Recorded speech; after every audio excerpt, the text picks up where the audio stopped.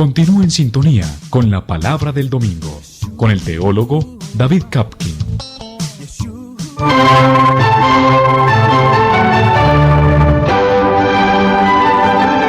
La Palabra del Domingo.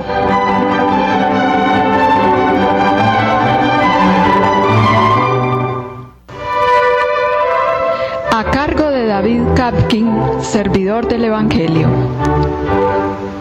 Una lectura y explicación de los textos bíblicos de la liturgia católica dominical.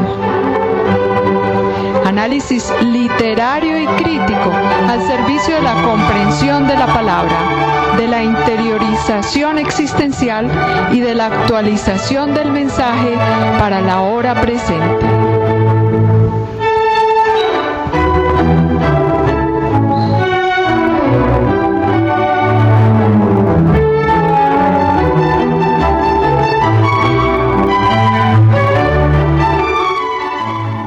Estamos otra vez con nuestra serie La Palabra del Domingo. Alcanza también a los que siguen nuestra programación a través de lo que llaman el Real Audio, es decir, la posibilidad de escuchar en la página de internet el sonido que parte de acá de la ciudad de Medellín por la voz de Jesucristo. Pues bien, un saludo para todos ellos. Hemos llegado dentro del tiempo ordinario en su segunda parte al domingo, a la semana 23ª. 23 semanas llevamos ya del tiempo ordinario. En totalidad serán 34, por tanto nos faltan todavía 10 o 11 semanas para terminar el tiempo ordinario y el año litúrgico y emprender pues el camino de un nuevo año litúrgico con el tiempo del Adviento.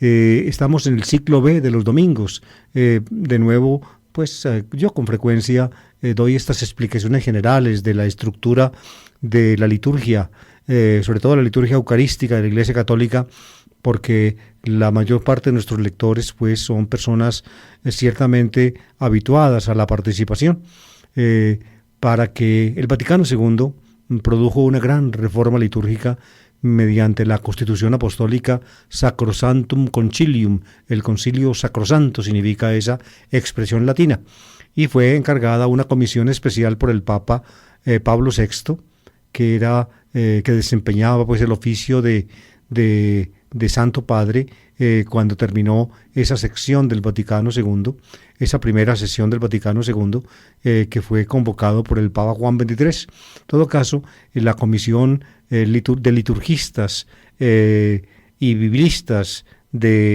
encargada por Pablo VI, con el fin de traer un leccionario bíblico mucho más variado que el anterior para las celebraciones, entonces dispuso la confección de nuevos leccionarios.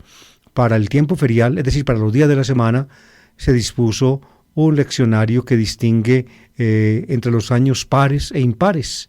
Es decir, hay unas lecturas fijadas para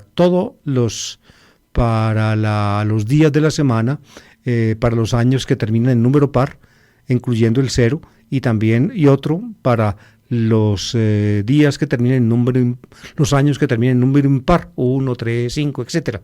Pues bien, eso para los días de la semana se llama leccionario ferial. Feria significa en latín el día laborable. Los que hablan portugués lo pueden entender más fácil. Por ejemplo, nosotros hablamos de lunes, martes, miércoles. En portugués, los días lunes, martes y miércoles llaman feria. Feria segunda, terza, cuarta, ahí está, tomando los nombres que utiliza en latín la liturgia católica todavía. En el leccionario ferial están esos nombres. Lunes, es decir, la feria segunda, la feria tercera. La feria segunda es el lunes, la feria tercera el martes, en fin, de modo que está el leccionario ferial. Feria son los días de la semana. Y hay un leccionario dominical con el objeto de que también en los domingos pues hubiera mucho mayor variación de textos litúrgicos y aprovechar la belleza de muchos textos que antes pues no alcanzaban a la mayor parte de los católicos, que solamente acostumbran asistir a la Santa Misa los días domingos. Entonces se repartieron los domingos en 3 ciclos dominicales, A, B y C, y los ciclos se van turnando en 3 años. un año el ciclo A, al año siguiente el B, al año siguiente el C, y luego al año siguiente vuelve otra vez el A, y luego el B, el C. De modo que hay 3 ciclos dominicales. En los ciclos dominicales, siempre, para las fiestas importantes o los tiempos fuertes que llaman, es decir, el Adviento, la Cuaresma, la Navidad, Pascua, entonces se toman lecturas especiales alusivas a la fiesta o a la celebración, y son preferidos los evangelios, el Evangelio de Juan. En los tiempos fuertes, el Evangelio de Juan es el preferido. Entonces los demás evangelios, por ejemplo, los sinópticos, Mateo, Marcos y Lucas, fueron distribuidos así. El Evangelio de Mateo se prefiere en el ciclo A, el de Marcos en el ciclo B y el de Lucas en el ciclo C. Yo les he hablado de esto pues en otras ocasiones, pero más bien en una forma episódica, es decir, menciono el ciclo que es, pero tal vez solamente hoy les he dado una indicación más general de cómo están pues distribuidos los 3 ciclos los domingos, es decir, los ciclos dominicales. Entonces ahí está el leccionario dominical. Los leccionarios dominicales son, por tanto, básicamente 3. Un leccionario dominical y festivo para el ciclo A, otro para el ciclo B, otro para el ciclo C, y los ciclos feriales están divididos en 2, para los años pares y para los años impares.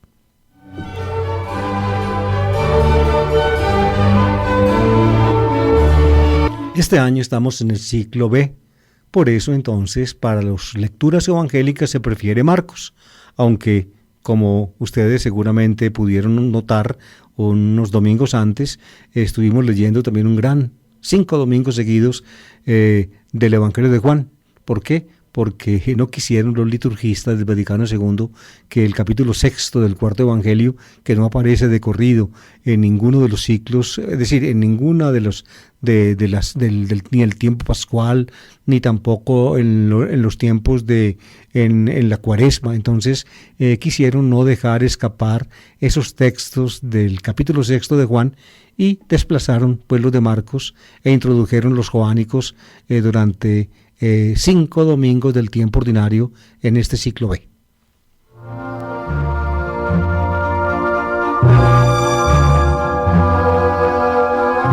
Y ahora sí vamos al grano. Para este domingo hay pues naturalmente 3 lecturas asignadas. La primera del Antiguo Testamento, un texto profético del libro de Isaías capítulo 35. La segunda de una carta apostólica, en este caso de la carta de Santiago en el capítulo 2. Y la tercera del Evangelio. Y como estamos en el ciclo B, ya ustedes adivinen, del Evangelio de Marcos. La primera lectura del profeta Isaías 35, 4, 7a dice así: Decid a los cobardes de corazón, sed fuertes, no temáis, mirad a vuestro Dios que trae el desquite. Viene en persona, resarcirá y os salvará.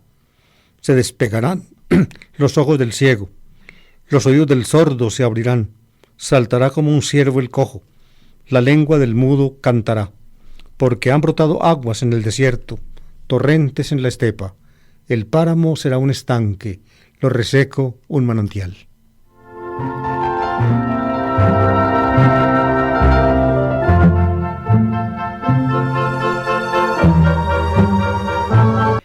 El libro de Isaías, amables oyentes, tiene 3 partes. Esa ha sido la opinión generalizada desde la obra de un célebre exégeta del Antiguo Testamento alemán, Dum se llamaba él. Él distinguió en la gran colección de Isaías los 66 capítulos que tiene el libro de Isaías. Distinguió 3 grandes partes. La primera parte, capítulos 1 a 39, se llamó el proto-Isaías, el primer Isaías. Luego una segunda parte del capítulo 40 al 55 se llamó el Deutero-Isaías, es decir, el segundo Isaías. Y la tercera parte del capítulo 56 a 66 lo llamó el Trito-Isaías, el tercer Isaías. Esta opinión de Dum, aunque todavía pues tiene vigencia, sin embargo poco a poco va siendo superada, sobre todo en cuanto a la tercera parte, el Trito Isaías, el tercer Isaías, digamos, adjudicar los capítulos 56 a 66 de Isaías a una obra teológica, literaria, teológica, perfectamente, detectable en un cierto tiempo, es muy difícil. Más bien esos capítulos 56 a 66 son una mezcla de elementos que, según una opinión hoy en día que está en avance, vienen a ser como una relectura del segundo Isaías. El segundo Isaías es ampliado, va siendo, diría yo, se va escribiendo, se va ampliando, va recibiendo nuevos aportes, y de esa manera se completa pues la parte del segundo Isaías del 40 al 55 con los capítulos siguientes del 56 al 66. Por eso en la investigación bíblica reciente, la expresión trito Isaías, el tercer Isaías, pues ya no es tan cotizada como lo fue hasta hace unos 20 años.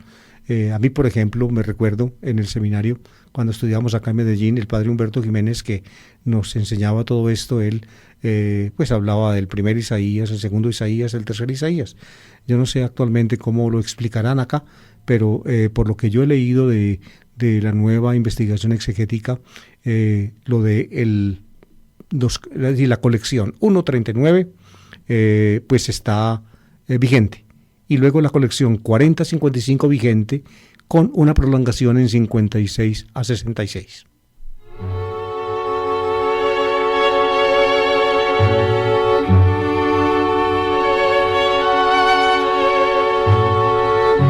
Fíjense, amables oyentes, el pedacito que escuchamos es tomado del capítulo 35 de Isaías, de modo que en la opinión general, pues es decir, en la hipótesis vigente, pertenece a la primera colección, 1 a 39. Sin embargo, se parece mucho lo que está en el capítulo 35 y 36, se parece mucho a la colección del segundo Isaías. Por eso algunos pensaban o piensan todavía que los materiales del segundo Isaías fueron anticipados en estos capítulos que corresponden al primer Isaías. Y eso perfectamente es posible, aunque no todos los exégetas están de acuerdo con ello. En todo caso, los capítulos 1-39 constituyen una estructura dentro de la cual se conservan los materiales más antiguos, aquellos que finalmente reflejan el ambiente de la historia del tiempo de Isaías, que era la historia del rey Ahaz, del rey Jotam, del rey Ezequías. Por esa época actuó Isaías, y hay partes importantes de esos capítulos que reflejan esa historia, y por tanto entonces con mucha verosimilitud en alguna escuela profética, es decir, algunos probablemente discípulos de Isaías manejaron o conservaron algunos de sus oráculos, y en la época del rey Josías, a fines del siglo VII, ya se produjo una primera colección ya bien determinada del libro de Isaías. De modo que eso es lo que críticamente se podría decir. Lo que hemos escuchado pues se parece mucho al segundo Isaías, pero pertenece sin duda a la colección del primer Isaías. Probablemente entonces, aunque pudo bien haber sido adjuntada después de los sucesos del regreso del exilio, cuando estaba pues por terminar el tiempo del exilio y se insinuaba la mano de Dios bondadosa sobre los judíos desterrados, aunque bien pudo pues provenir de esas circunstancias, también pudo haber provenido de circunstancias anteriores.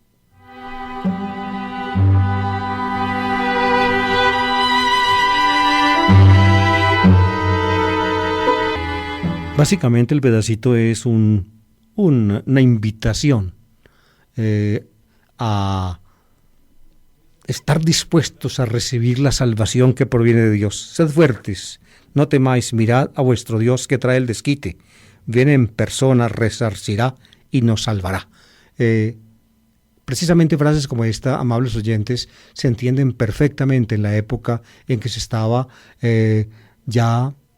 terminando la época del exilio, y los babilonios, el imperio babilonio parecía pues entonces estar abocado a la ruina, y surgía una nueva esperanza. Sed fuertes, viene en persona nuestro Dios, nos salvará y resarcirá y nos salvará.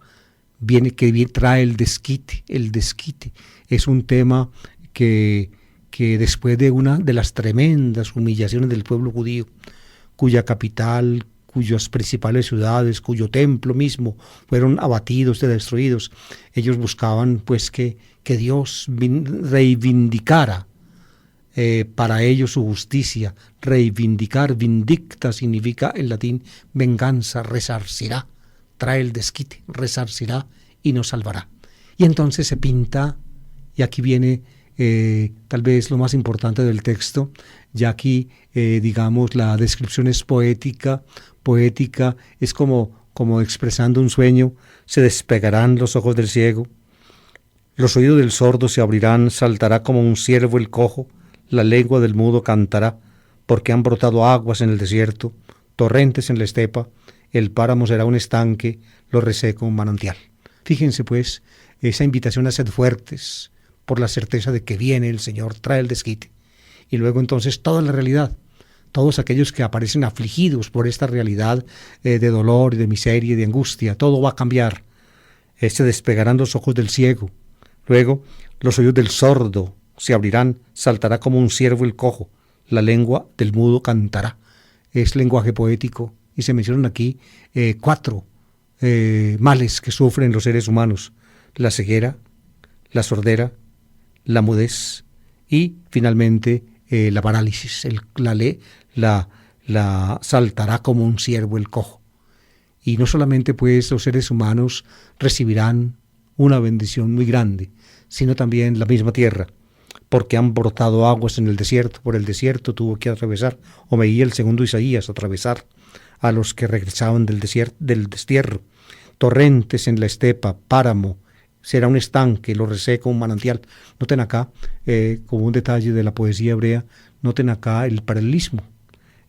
Fíjense, son 2 versos que tienen 2 partes en paralelo. Han brotado aguas en el desierto, primera parte. Torrentes en la estepa, segunda parte. Y luego viene el segundo verso. El páramo será un estanque, primera parte. Lo reseco un manantial. Se llama paralelismo sinónimo, es decir, las 2 partes expresan la misma idea. Es decir, la realidad será una realidad sonriente y maravillosa, porque viene el Señor, resarcirá y nos salvará. Todo va a cambiar. La influencia que tuvieron textos de estos en el cristianismo naciente cuando interpretó la fe cristiana, la actividad de Jesús, pues está fuera de toda duda. Fuera de toda duda. Un texto semejante a este, de la tercera colección, el de llamado tercer Isaías, o la continuación del segundo Isaías más bien, en el capítulo 61, aparece en boca de Jesús en la sinagoga de Nazaret, según el Evangelio de Lucas 4. El Espíritu del Señor sobre mí, porque me ha ungido, me ha enviado a anunciar el Evangelio a los pobres, a los cautivos la libertad y a los ciegos la vista. En fin, ustedes seguramente recuerdan el texto, es un texto paralelo a este.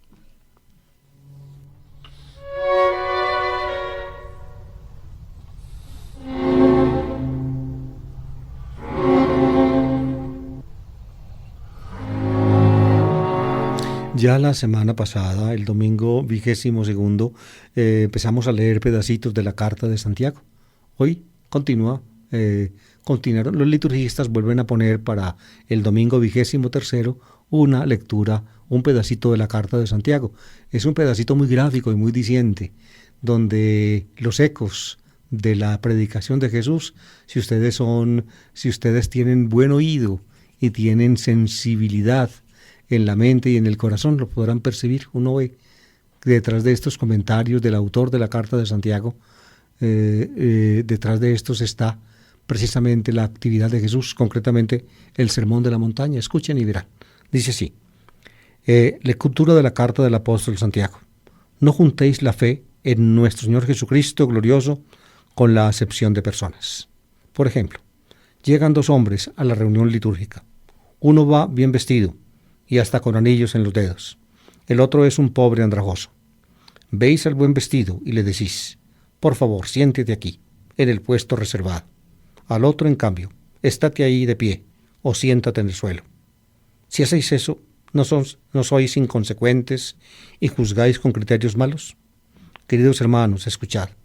¿Acaso no ha elegido Dios a los pobres del mundo para hacerlos ricos en la fe y herederos del reino que prometió a los que le aman?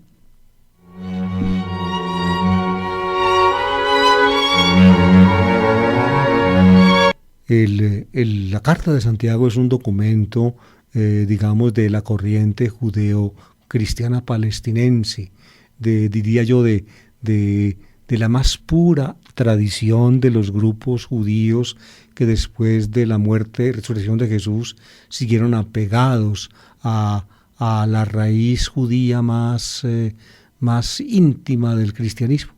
Esa es la Carta de Santiago.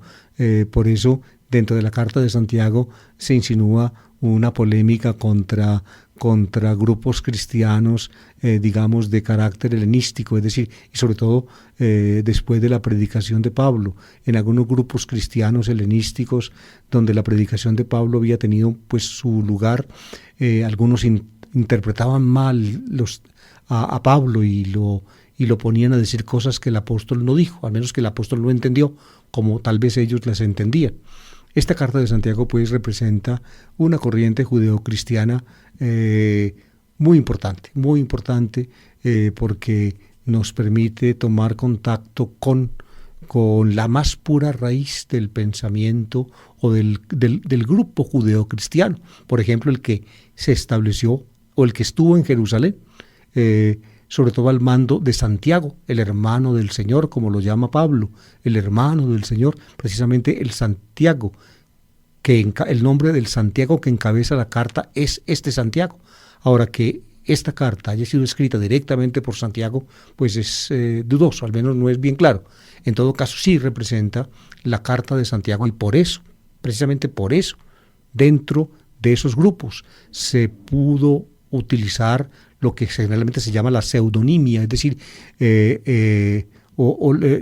los pseudoepígrafes, es decir, los títulos, llamémoslos mentirosos, que no son mentirosos en realidad, sino que más bien son demostración de que los grupos cristianos de la segunda edad, después de los apóstoles, se sentían herederos de los apóstoles, sucesores de ellos. Esa es mi manera de entender la llamada pseudoepigrafía del Nuevo Testamento.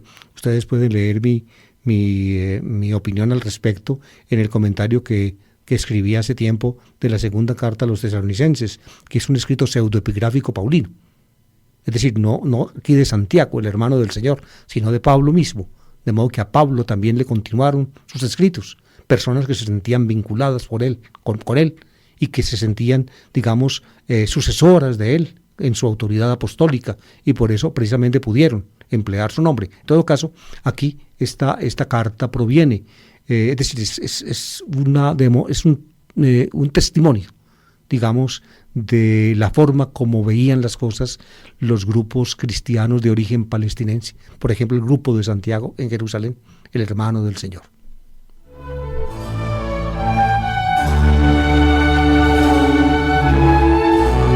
Comienza con una exhortación. Hermanos, no juntéis la fe en nuestro Señor Jesucristo glorioso con la acepción de personas. La fe en nuestro Señor Jesucristo glorioso. Fíjense acá, esto es muy importante. Yo les decía la vez pasada al comentar el texto que tocó leer el domingo anterior, les decía yo que en la carta de Santiago prácticamente no hay casi menciones de Jesucristo. Parecería más bien como un escrito que si se le quitan dos o tres cositas en que se supone pues la fe cristiana, bien podría ser un escrito judío, simplemente judío. Así piensan muchos. Pero fíjense acá, en una de las menciones de Jesucristo de la carta, lo que se dice: no juntéis la fe en nuestro Señor Jesucristo glorioso, tis doxis. En nuestro idioma castellano traducen glorioso, pero en el texto griego, digamos, imitando el lenguaje semítico, se dice nuestro Señor Jesucristo de la gloria, tis doxis. En las lenguas semíticas los adjetivos pues son escasos, y por tanto entonces cuando se quiere expresar una idea que en nuestros idiomas se expresa con el adjetivo, entonces se utiliza la forma del genitivo del sustantivo. Nuestro Señor Jesucristo de la gloria. Se trata por tanto del resucitado, del exaltado Señor, nuestro Señor Jesucristo. Así escribe pues un autor que que se siente en comunión con Santiago, el hermano del Señor, el que dirigió el grupo de Jerusalén después de que Pedro salió de allí, se siente en comunión con él y es capaz y puede hablar de nuestro Señor Jesucristo, de la gloria, del resucitado. Dice pues él que no se puede ser uno creyente en Jesucristo resucitado y exaltado si tiene acepción de personas. Es decir, si para uno las personas no son todas iguales y tienen para uno, digámoslo así, la misma importancia. Acepción de personas. Esa es la expresión judía, acepción de personas. La acepción de personas. Uno no puede, si cree en Jesucristo, recibir a unos de una manera y a otros de otra. Es lo que dice, y escuchen el ejemplo que pone.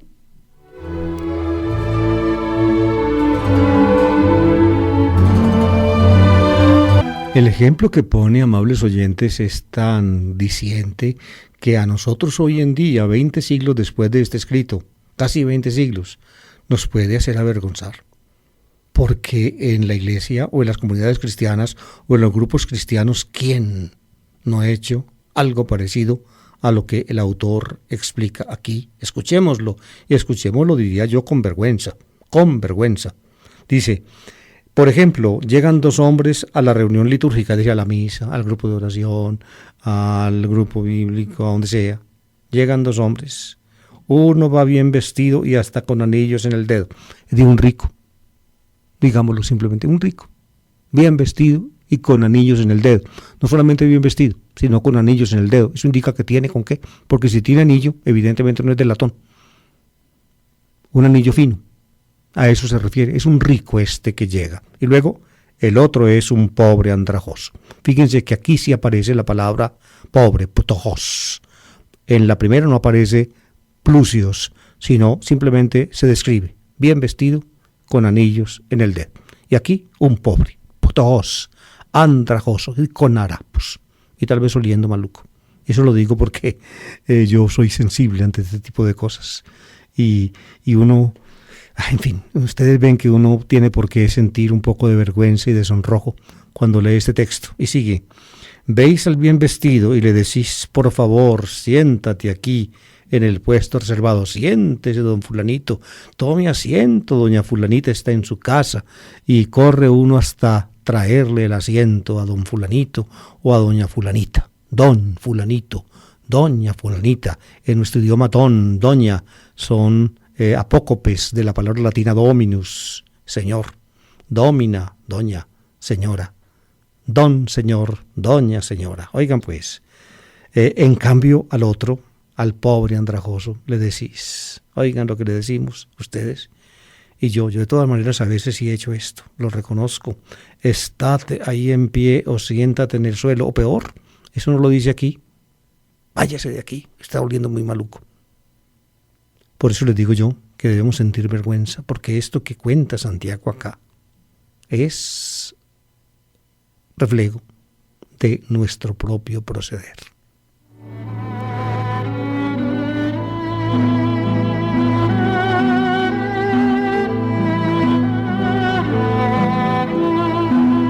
Y luego de poner el ejemplo, entonces viene la cáustica pregunta, si hacéis eso, ¿no sois inconsecuentes y juzgáis con criterios malos?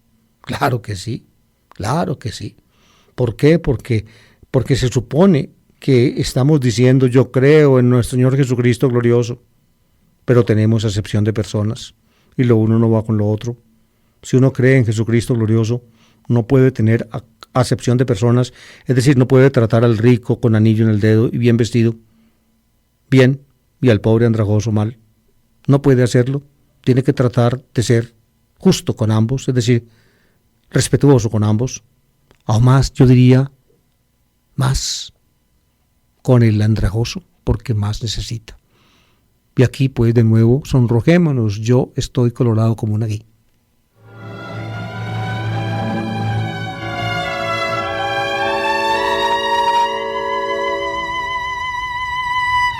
Y escuchen la conclusión, que es evidentemente una reminiscencia del Sermón de la Montaña. En la comunidad donde se escribe esta carta, y en las comunidades a los cuales la carta se dirige, es decir, se dirige a cristianos de raíz judeocristiana palestinense. A esos tipos de cristianos se dirige la carta. A esos conocí en el Sermón de la Montaña. Ustedes lo pueden leer en Mateo 5 o en Lucas 6. Dice: queridos hermanos, escuchad, ¿acaso no ha elegido Dios a los pobres del mundo para ser los ricos en la fe y herederos del reino que prometió a los que le aman? Los pobres del mundo son ricos en la fe. Por tanto, Dios escogió a los pobres. ¿Ven? Fue entre los pobres de donde se reclutaron los primeros seguidores de Jesús. Fueron los pobres los que finalmente dieron audiencia al Evangelio. Fueron los pobres los que se hicieron cristianos. Y así pobres, ven, fueron hechos ricos en la fe y herederos del reino. Ahí está la evidente referencia al Sermón de la Montaña. Dichosos los pobres, porque vuestro es el reino de Dios. O en la forma de Mateo: dichosos los pobres en el espíritu, porque de ellos es el reino de los cielos. Dios pues los escogió, son herederos del reino. Los pobres son válidos delante de Dios, cuando no tenemos, digamos, consideración con los pobres, debiendo ser nosotros también pobres, como dice Mateo.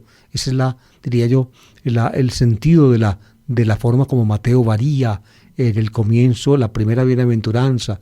El tenor más original puede ser el de Lucas: dichosos vosotros los pobres, porque vuestro es el reino de Dios. En Mateo es: dichosos los pobres en el espíritu, porque de ellos es el reino de los cielos. Es decir, que si no somos pobres en materia, al menos en el espíritu debemos ser pobres, ser pobres espirituales, es decir, tener como válida la pobreza, ser compasivos y abiertos y misericordiosos.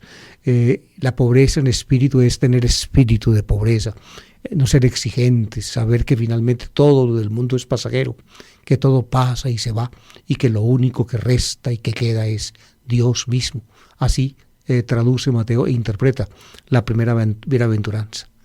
Los pobres del mundo fueron escogidos por Dios. Por eso, si hay alguna acepción de personas, si alguna puede ser en alguna forma explicable, no es la acepción de personas que prefiere el rico, sino la que prefiere al pobre. Es lo que la Iglesia latinoamericana en Puebla llamó la opción fundamental por los pobres. Es un tema de capital importancia en la evangelización de América Latina, y hoy en día sigue siendo uno de los puntos capitales de la acción pastoral de la Iglesia. Y yo recuerdo en Puebla las palabras iluminadas de un hombre como Dom Helder Câmara, obispo de Recife, en Brasil, Olinda y Recife, una ciudad del nordeste brasileño, una ciudad, pues una región muy pobre de Brasil. La forma como él sentía, pues, Dom Helder Câmara en sus palabras estas convicciones de Jesús.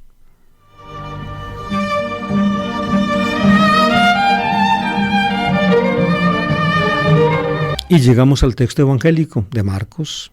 Ustedes saben, ciclo B de los domingos de Marcos. El domingo pasado leíamos el capítulo 7 de Marcos, esa escena donde Jesús toma posición frente a la halakha, es decir, a los comentarios rabínicos sobre la Torá y el ahondamiento, la ampliación más bien de cosas de la Torá. En fin, ya eso lo escuchamos en la vez pasada. Hoy el texto es la curación de el sordomudo. Creo que al anunciarles ahora yo el tema del texto evangélico, ustedes entienden por qué los liturgistas escogieron para primera lectura de este domingo el texto de Isaías 35. Recuerden, en los tiempos mesiánicos, cuando Dios venga en persona y nos vindique, nos salve, se despegarán los ojos del ciego, los ojos del sordo se abrirán, saltará como un ciervo el cojo, la lengua del mudo cantará. El sordo, el mudo, aquí vamos a encontrar a Jesús frente a un sordo mudo. Ustedes ven cómo el tema del Evangelio, pues, está relacionado con el tema de la primera lectura.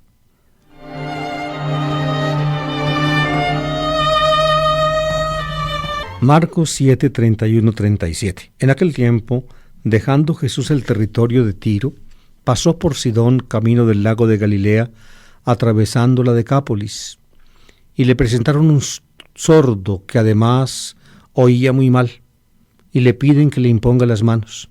Él, apartándolo de la gente a un lado, le metió los dedos en los oídos y con saliva le tocó la lengua, y mirando al cielo suspiró y le dijo: Effatá, que significa ábrete. Y al momento se le abrieron los oídos, se le soltó la traba de la lengua y hablaba sin dificultad. Él les mandó que no lo dijeran a nadie, pero cuanto más se lo mandaba, con más insistencia lo proclamaban ellos, y en el colmo del asombro decían: todo lo ha hecho bien, hace oír a los sordos y hablar a los mudos.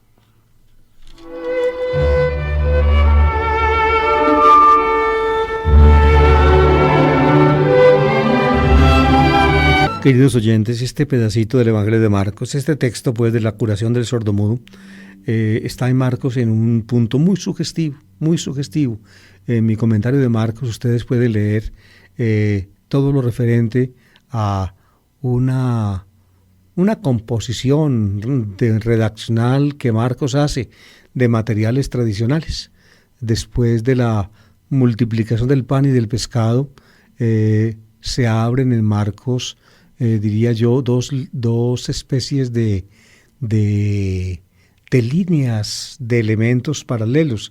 El evangelista componiendo, eso lo explico ampliamente en mi libro El Comentario de Marcos, y lo aprendí, lo digo aquí entre paréntesis, cuando en el bíblico hace muchos años en Roma, el padre Ignace de la Poterie, un belga, con el cual también hice mi trabajo de licenciatura en Sagrada Escritura, que está por ahí publicado en uno de mis libros, sobre los hijos de la luz en la carta a los Efesios. En todo caso, el padre de la Poterie nos enseñó lo que él llamó, siguiendo otros autores, la sectio panum. Las clases que yo recibí de todo esto eran en latín. En ese tiempo nosotros entendíamos el latín perfectamente y lo podíamos hablar. Hoy en día ni siquiera los que nombran obispos saben el latín y tienen que pedir el favor a otro por ahí que les traduzca la bula en que los nombran, porque no tienen ni la mínima idea. En todo caso, el padre de la Poterie nos explicó la estructura de la sectio panum, de la sección de los panes en Marcos. Dos secciones que comienzan con la primera, multiplicando los panes, y luego la otra con la segunda, multiplicando los panes. Luego hablan de un paso del mar, pasa el mar Jesús, luego viene una discusión con los fariseos y finalmente termina con una acción prodigiosa de Jesús. En la primera línea paralela termina con esta curación, la que vemos ahora, la curación del sordomudo. La segunda línea paralela empieza con la segunda multiplicación del pan y del pescado, luego otro paso del mar, luego otra discusión con los fariseos y luego finalmente otro milagro, la curación del ciego de Betsaida. Ustedes ven entonces cómo procede el evangelista organizando sus materiales. No son materiales, digamos, agrupados a la guachapanda, sino que el evangelista busca, diría yo, construir para sus lectores, para que sus lectores capten un orden, un ordenamiento que sea significativo. De modo que esta narración, queridos oyentes, la curación del sordomudo, es paralela a Marcos 8, 22, 26, que es la curación del ciego. La una va junto a la otra, y si ustedes la leen las dos al mismo tiempo, van leyendo la curación del sordomudo en Marcos 7, 31, 37, y la curación del ciego en Marcos 8, 22, 26, van viendo que la forma de narrar se ajusta. Prácticamente hay elementos que se repiten tales cuales en la una y en la otra. Todo esto son detalles que solamente pues el que mira estos textos con mucha perspicacia los puede notar.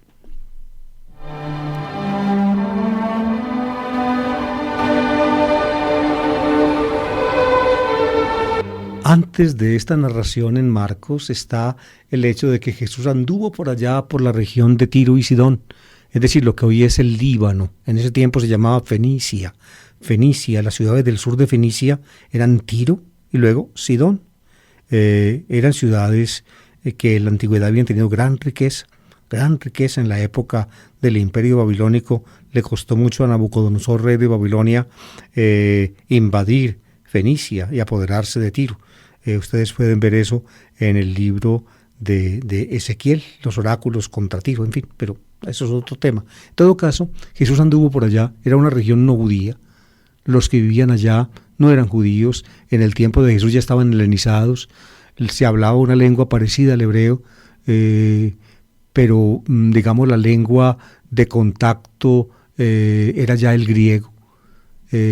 Por eso la mujer que le sale a Jesús al encuentro es una helenista, así se la llama, era mujer de habla griega y le pide a Jesús que le haga un favor. Pues ese no es el texto que toca escuchar hoy, simplemente lo menciono para que ustedes sepan cómo se introduce o por qué se introduce el pedacito que leímos, como aparece. Dice, en aquel tiempo, dejando Jesús el territorio de Tiro, pasó por Sidón, es decir, venía de Tiro, pasa por Sidón, va hacia el sur Jesús, camino del lago de Galilea.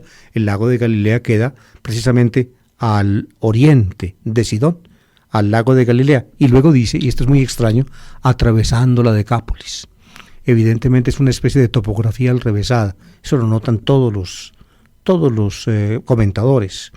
Y eso hace pensar a algunos que el evangelista Marcos, que escribe estas cosas, no conocía bien la geografía de Palestina, lo cual es perfectamente posible, aunque no necesario, porque ese atravesando la Decápolis no necesariamente supone que Jesús pues primero atraviese Decápolis para llegar al lago de Galilea, sino que puede perfectamente suponer, y así lo entiendo yo, que llega de Tiro y Sidón, es decir, de las costas occidentales de Fenicia, llega tirando hacia el sur oriente, al lago de Galilea, es decir, no lejos de Cafarnaúm, y que luego entonces se interna en la Decápolis quedaba al otro lado del lago, en la parte, digamos, norte de Palestina, y también al otro lado del Jordán. La llamaban la Decápolis, era una región helenista, el nombre mismo lo indica, Deca, 10 en griego, polis, ciudad, la región de las 10 ciudades. Hoy en día se encuentran ruinas de las ciudades de la Decápolis, ruinas maravillosas. Por ejemplo, las ruinas de Gerasa son impresionantes, tienen unos monumentos de la época romana que lo dejan a uno pues extasiado. Pues bien, Jesús pues va a la Decápolis, por tanto una región no judía. Fíjense, viene de una región no judía, Fenicia, con Tiro y Sidón, pasa por el lago de Galilea y sigue a la Decápolis, otra región no judía. Esta excursión de Jesús al extranjero para Marcos es muy importante. Lucas la suprime del todo y Mateo la disimula. En cambio Marcos la enfatiza. Probablemente esto tenga que ver con el origen del Evangelio de Marcos. El Evangelio de Marcos es, digámoslo así, es expresión de la tradición original de Jesús, que los helenistas sacaron de Judea y de Jerusalén y llevaron por territorios donde surgieron los grupos cristianos mezclados, es decir, donde judíos de origen se mezclaron con personas que no eran judíos de origen.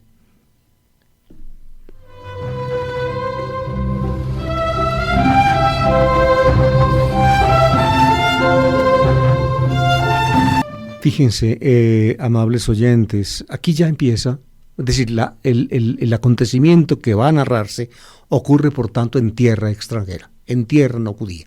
Para Marcos es muy importante.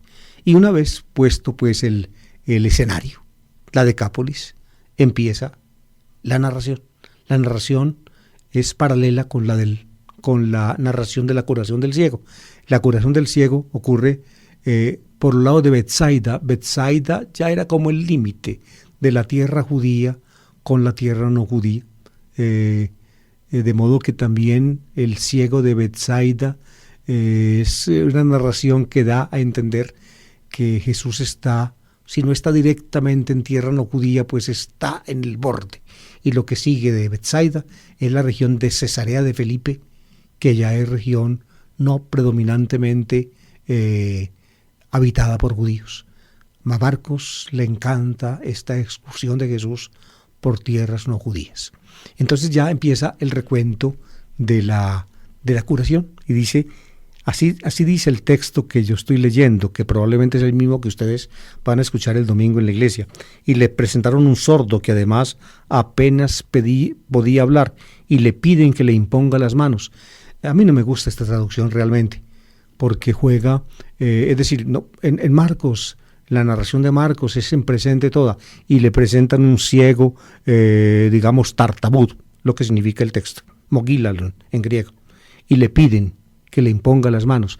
Exactamente los mismos verbos son usados en la curación del ciego, y le presentan un ciego y le piden que lo toque. En presente, le presentan, le piden, le presentan, le piden. Yo no me explico por qué aquí en esta traducción dicen y le presentaron y luego le piden. Porque, es decir, los traductores les da por cambiar las formas verbales del original. Son traducciones del original, pero parece que los traductores, no sé por qué prurito de hacerlas comprensibles a nuestro idioma o no sé qué, no respetan las formas verbales originales y le quitan entonces a los textos su sabor, el que el evangelista y la tradición previa a él les quieren dar.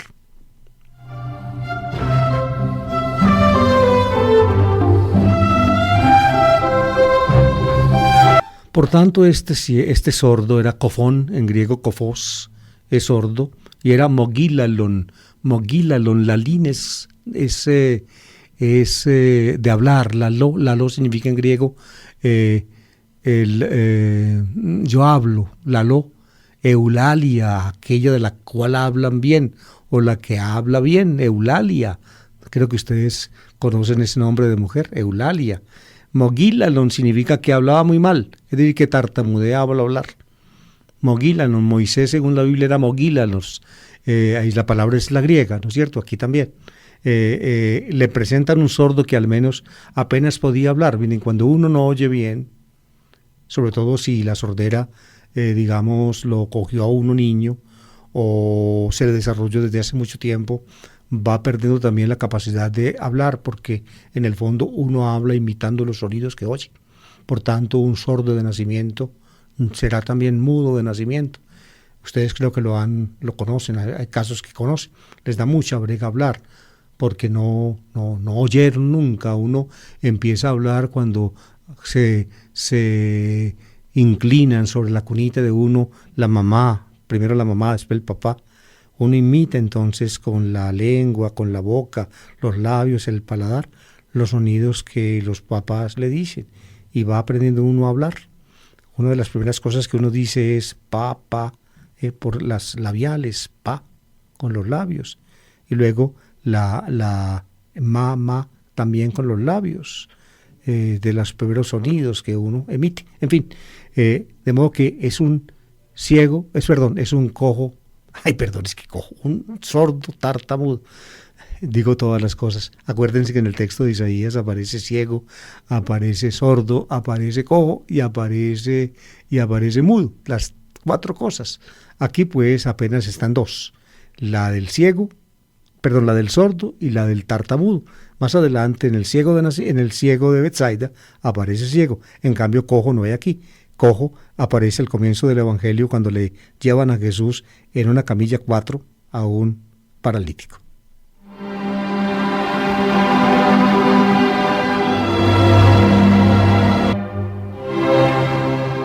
Le piden que le imponga las manos, parakalusin es el verbo, tanto aquí como en la curación del ciego. Le piden que lo toque al ciego, a este que le imponga las manos. Entonces viene la manipulación.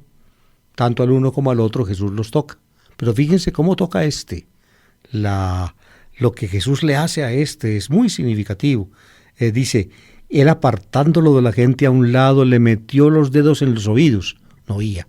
De modo que al meter los dedos en los oídos está haciendo un signo de que le está abriendo. ¿Ven? y con la saliva le tocó la lengua, con la saliva, es decir, con algo de la boca de él con la cual él habla, le tocó la lengua al otro para que hable. Fíjense que las dos acciones son simbólicas y son comprensibles en el contexto. Meter los dedos para abrir el oído y tocar con saliva la lengua para que pueda hablar, porque con la lengua ensalivada hablamos nosotros.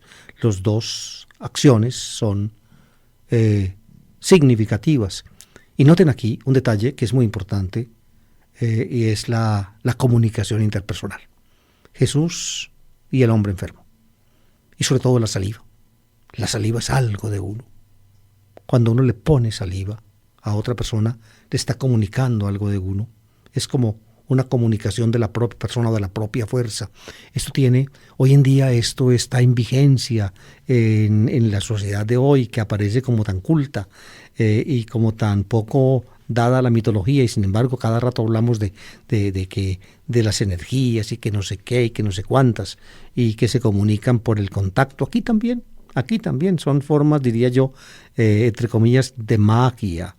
La religión y la magia tienen algo que ver. Lo que pasa es que en lo que la religión va más allá de la magia es que en la religión los elementos que podríamos llamar de manipulación o de magia están supeditados al contacto interpersonal de confianza en Dios, que eso no es ninguna magia.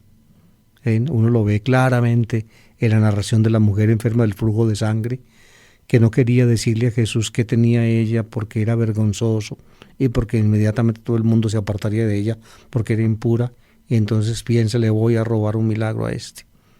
Con solo tocarle el manto me curaré, y se arrima detrás y le roba el milagro y lo recibe, pero Jesús se da cuenta de que le robaron un milagro y por eso entonces quiere ahondar la relación, y entonces del milagro robado pasa Jesús, o hace pasar Jesús a la mujer a la confesión, a la unión con él, a la apertura a él, y entonces le dice al final, tu fe te ha salvado. Ahí está la diferencia entre religión y magia, pero en este tipo de elementos simbólicos hay una profunda, es decir, hay un toque de un fenómeno con el otro.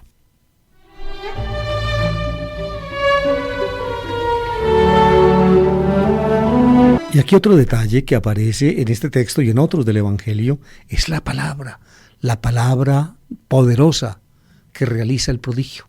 Y aquí aparece en el texto griego de Marcos, aparece en arameo, queridos oyentes, en arameo. Háganse de cuenta ustedes en las historias, en los cuentos de Simbad, creo que o Alí Baba de los 40 ladrones. Ábrete sésamo, sésamo, ¿qué es sésamo? Yo nunca pude saber y todavía no sé. Es una palabra extraña que inmediatamente cuando es pronunciada llama la atención porque es extraña. Precisamente la finalidad de que en un texto en griego aparezca una palabra aramea es inmediatamente, incitar al oyente, captar la atención. Ephatá, el verbo arameo pataj, significa abrir. Ephatá, queda abierta, le quiere decir, ábrete. Eso le dice Jesús. Pero el lector que está oyendo en griego de pronto oye ese ruido extraño, que es Ephatá, y atiende, y inmediatamente le dicen qué significa, ábrete. Algo parecido le dice Jesús a la hija de Jairo, talita cum, muchachita, levántate. Así le dice.